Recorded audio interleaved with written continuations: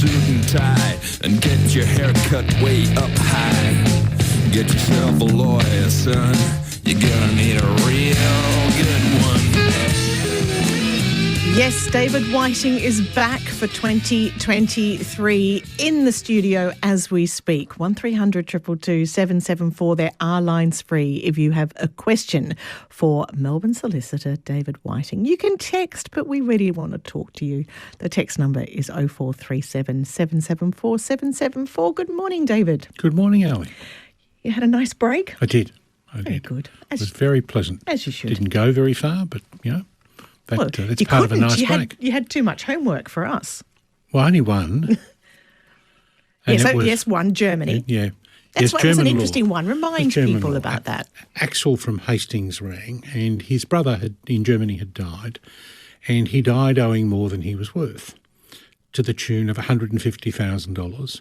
And his brother's wife and children had both disclaimed their interest in the brother's estate, and that left Axel as the new beneficiary.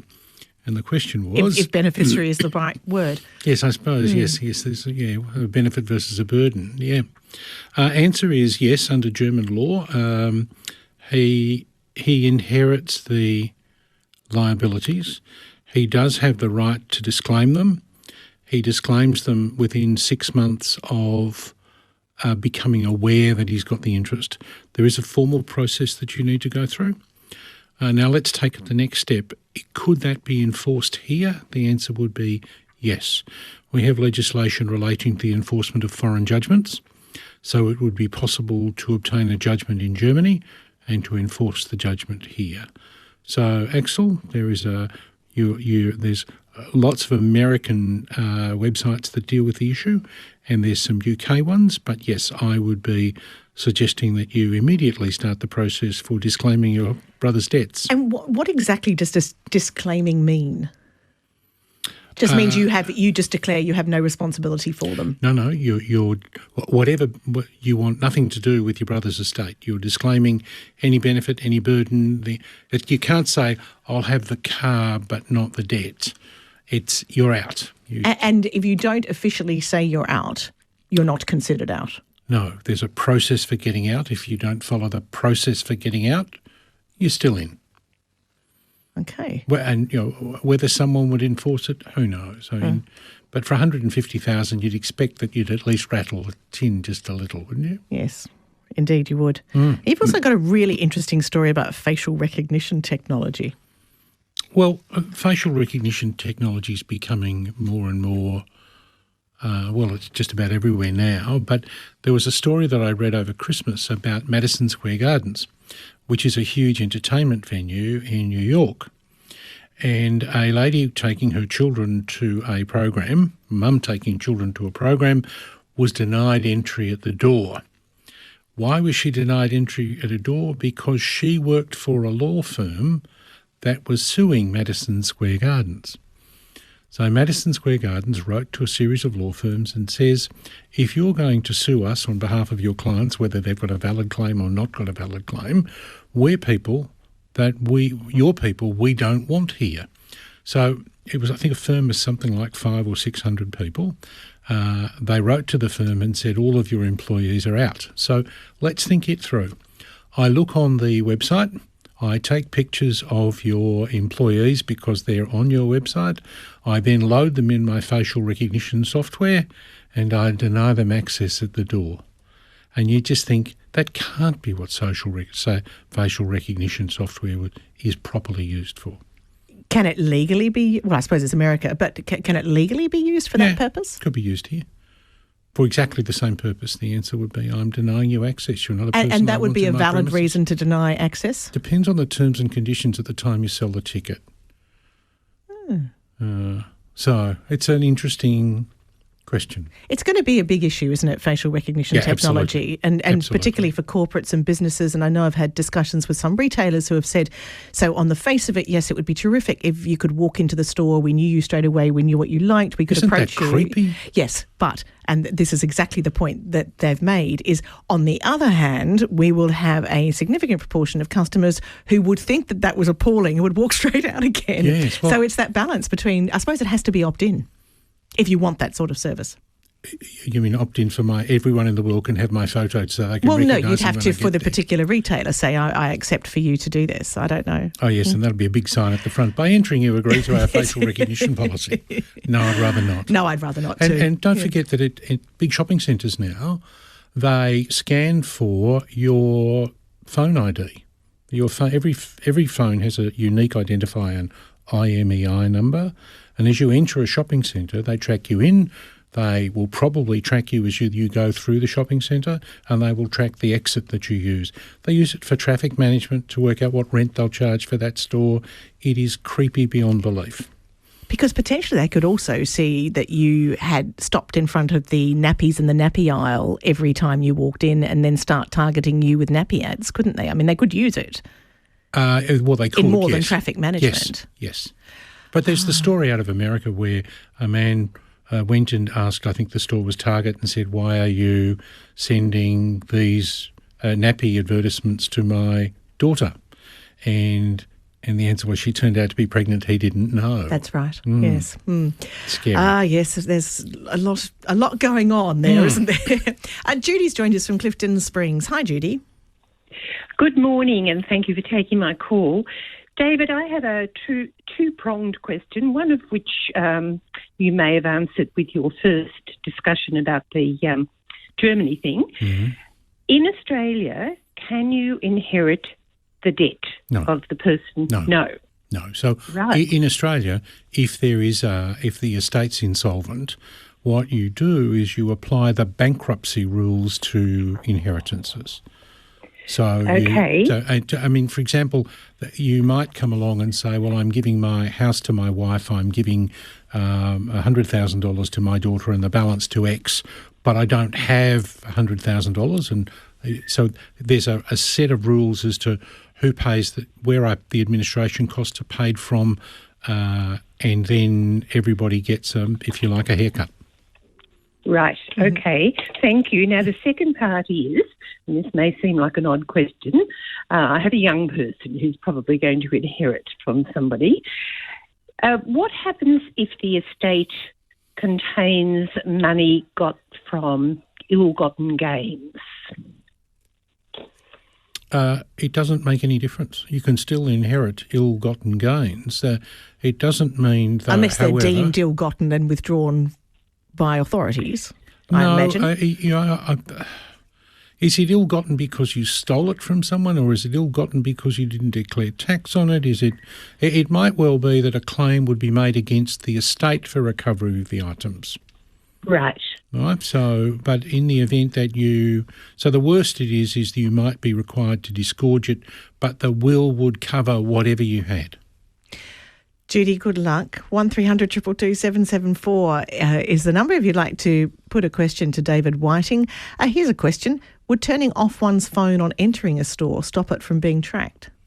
Well, it's in the shopping centres, they're tracking people moving through the centre to see where they go. If I come through the main door at Chadstone, do I turn left or right? That kind of stuff. But does it still track you even if the phone's off?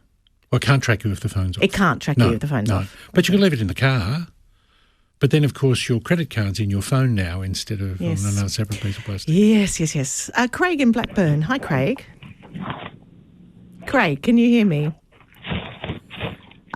Craig, I think you've put us on speaker. I will come back to you. I'll give you a chance to pick up. Jane in Berwick. Hi, Jane. Yes, good morning. Hello. Yes, you're on air with David. What did you want to ask him? Yes, my question, David, is I've been into 4 premises now for purchase, and I've on one instance I had a coffee in my hand, and the server indicated that I could not pay with cash. Yes. Now How old-fashioned you are, Jane. I know, very old-fashioned, indication of age. I offered to pay cash. They refused. There was no sign indicating acceptance only of credit card. So ultimately I succumbed and paid with a credit card. But I objected Jane, quite strongly. Jane, let me give you two scenarios, all right? And the principle is that you are entitled to pay cash where there is an obligation to pay has arisen. So if you were to walk into my coffee shop and you had a coffee, and when you went up to pay, it says, we don't take cash, at that stage, that's the coffee shop's problem, because you've already incurred the liability and you're now wishes to discharge it, and you're able to discharge debts for cash anywhere and everywhere. Now let's turn around and say you've now come into my mixed business and you've taken a packet of sweets off the counter, off one of the Shelves. I can't even remember what they're called. I know they're shelves, but they're one of the units, and you walk up to my cash register and you say, I'd like to buy these, and I say, sorry, we only take card. At that stage, Jane, you're in trouble because you haven't bought them. You've simply offered to buy them. Right. So can you see the two different scenarios? Yes. One, the obligation, the debt has arisen, and the other one, it hasn't. So if you've already drunk the coffee. Yes. No, good, interesting point. I sort of had always thought that people still had to take legal tender, as in cash. Well, yes, but for the debt which has arisen. Not for the debt which hasn't arisen. Interesting. Ian in Colac. Hi, Ian. Hello, how are you? Good, thanks. Fire away, Ian. Oh, yes. So I'm tied up in an estate, a large estate. The trustees won't talk to the beneficiaries at all. You ask them a question or send them an email and there's no communication whatsoever, and they refuse to communicate. How long has the estate been running, Ian? Oh, over 10 years. Wow, okay. But there might be a good reason why it's taking 10 years, but yes, okay, yep. Yeah, well, the only thing we get every year is we'll get a tax return. That's it. So you get a distribution and you're told how much to put in your tax return? No, we get a copy of the estate's tax return. That's it. I do think it really will depend upon what the will says and what the obligations of the trustee are under that document. But what you might consider is making an application to the Supreme Court to have them removed as trustees. Yeah, well, that is correct. But in this situation, I think it'll cost us, over $100,000 to do that. But how much is the very large estate worth? Well, it's over 100. Yep. Okay. Well, there you go. There's a return of 100 to 1. I think I mean 100 million. You do. Oh, well, there you go. That's what I mean. There's a return of 100 to 1. Right? Yeah. So, I think it's a question of looking at the will, working out what the obligations are, and it may be that the threat to fire you to seek your removal as trustees might be what it takes for the communication to open up. I doubt it. But anyway. All right. Well, then, you have a right. You have a right to make an application to the court to remove the trustees. And 10 years is a very long time. 1300 222 774 is a number if you would like to speak with David Whiting, and there are a couple of lines free. Beryl in East Malvern. Hello, Beryl. Oh, good morning, David. David, I want to speak about the adverse possession, which I have spoken to you about before, but I didn't give you all the details. That never happens, Beryl. You're a disappointment. Far away. Right, we've owned it. We've had it for 65 years. And in 65 years, the council have never touched it. We've mowed it and... Beryl, as we were told they changed the rules They changed the rules about 20 years ago to say that you can't have an adverse possession claim against a council. So let me tell you a story, Beryl, from the last 12 months. Yeah. Right? And it was a Edge of Melbourne Council. The land behind my client's property stood in the name of the person who did the subdivision.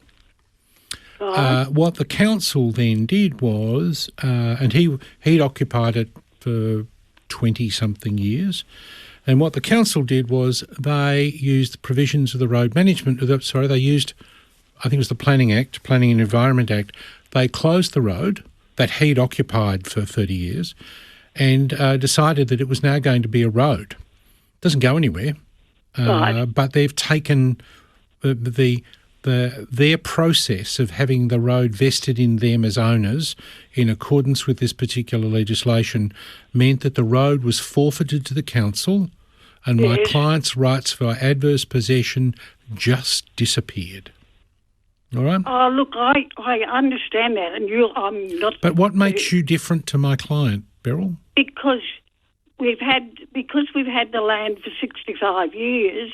Yeah, I'm sorry. You should have made the adverse possession application 30 Yes, years ago. Because, but what we were doing to the council, we asked them if we could have it, and they said to wait 5 years because there's a road processing a program on the books. So we waited 5 years and got back to them, but they said, it's been extended for another 5 years. And that went on till 97. Beryl, the rules don't change. You might like to talk to the Ombudsman about delays, but the council will not be able to give it to you. The council will have to sell it to you to be fair to every other ratepayer in your municipality. Beryl, good luck. Just a couple of texts. I know we don't always take texts, but this goes to the issue of cash, which I do think is interesting. So 2 quick ones, David. Wendy in Bendigo says, so can the City of Greater Bendigo legally say we can't pay our rates with cash because that's a debt already incurred and they won't accept cash?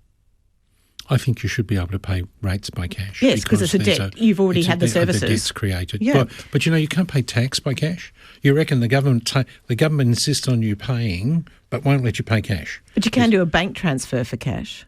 Yeah, bank transfer for cash is not cash. You're distinguishing between a credit card and everything else. That means you'd actually have to find a person at an ATO office that would take a bag of cash. Yes, and then we'd have money laundering issues for the over 10 grand you're handing over the counter. Let's not even go there. Neil in Footscray. Hi, Neil. And in terms of the other note about public transport, the answer is it's a condition of entry into our store. It's a condition of you getting on my tram, train or bus that you pay with a Myki card. Yes, it's slightly different when it comes to transport. Yes, okay. Sorry, Neil in Footscray. Go ahead. David, good morning. I have a question about council bins and when they're emptied or when you place them on the street.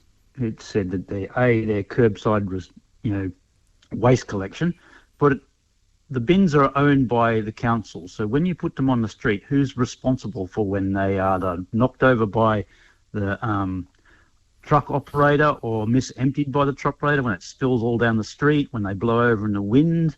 Who is responsible? They're all slightly different. Right. My view is if the council operator, the person with the truck, does something that causes it to fall over or it doesn't shake properly or whatever, I see that as a council issue.